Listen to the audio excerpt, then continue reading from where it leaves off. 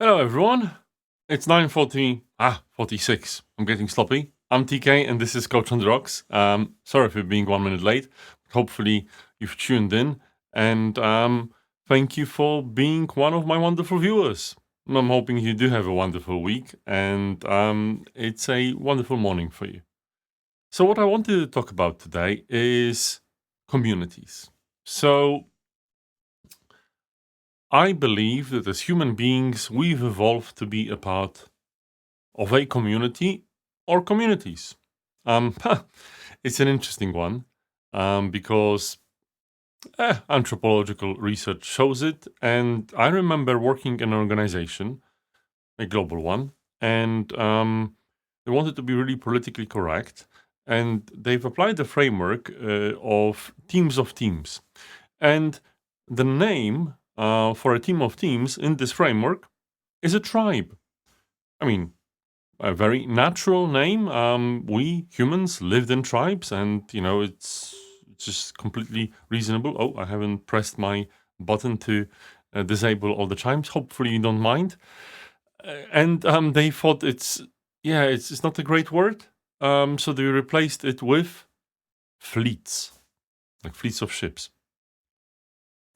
Apart from that, I think saying a tribe is okay because it's a natural human thing. So, but also a community, right? I personally believe that communities are really important, and there's actually studies if you have stronger relationships. There's like some places in Japan where people live in strong communities, they live longer and they live happier lives, which is a great thing. Being a part of a great community, but if obviously you are a member of a people team or a leader at work, you might also want to create communities.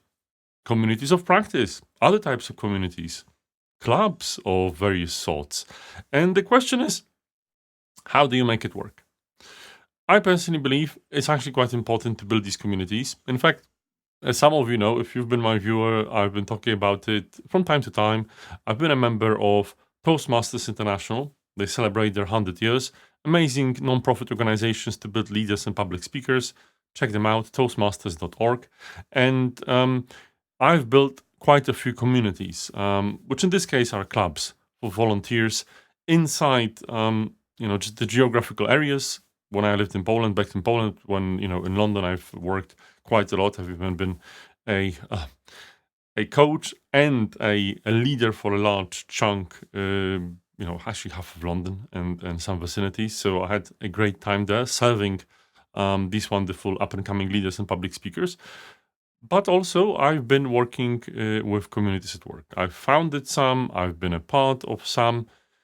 Some have flourished, some haven't necessarily. And, I'm sure that you yourselves have been a part of certain communities. I think it's definitely worthwhile. It helps employee retention.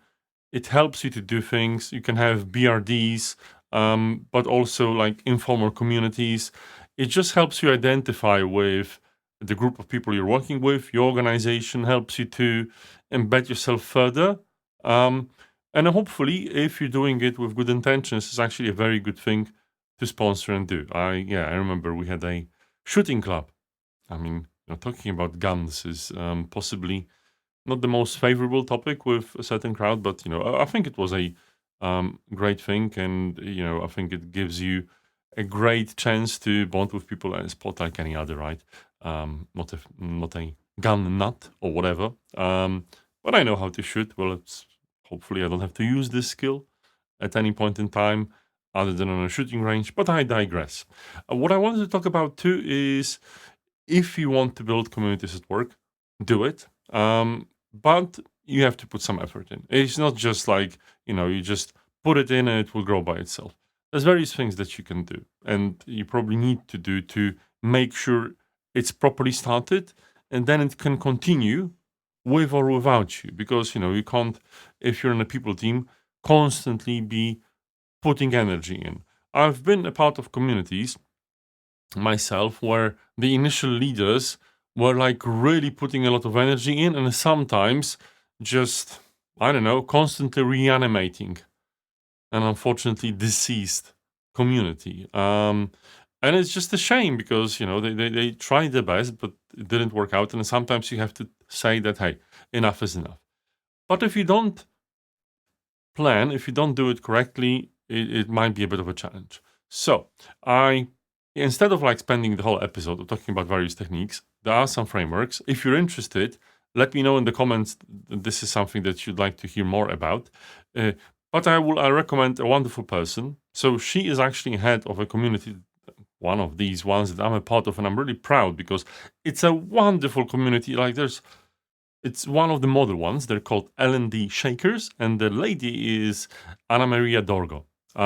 She publishes a lot around community building, and you can clearly see she's a practitioner. So the community she heads, and there's probably more, is thriving. Oh my lord, is like there's so much you can do in this community. There's so much happening, so many wonderful and beautiful people. I remember when I joined how welcomed I felt, and definitely check her out. I've tagged her in this episode. Check out her posts, check out her wonderful work, check out her wonderful communities. If you want to build a community yourself, look at what she's publishing, look at her resources, pure gold.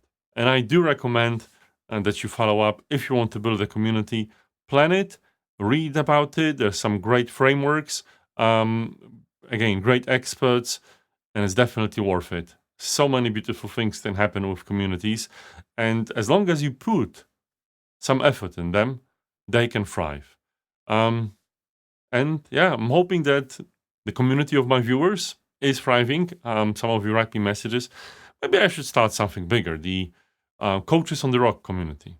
But for now, sadly, there's so much I have to manage. So maybe at a later date when I can see that there's more vibe and I can see that actually can be something that will be valuable for people. Maybe it is already.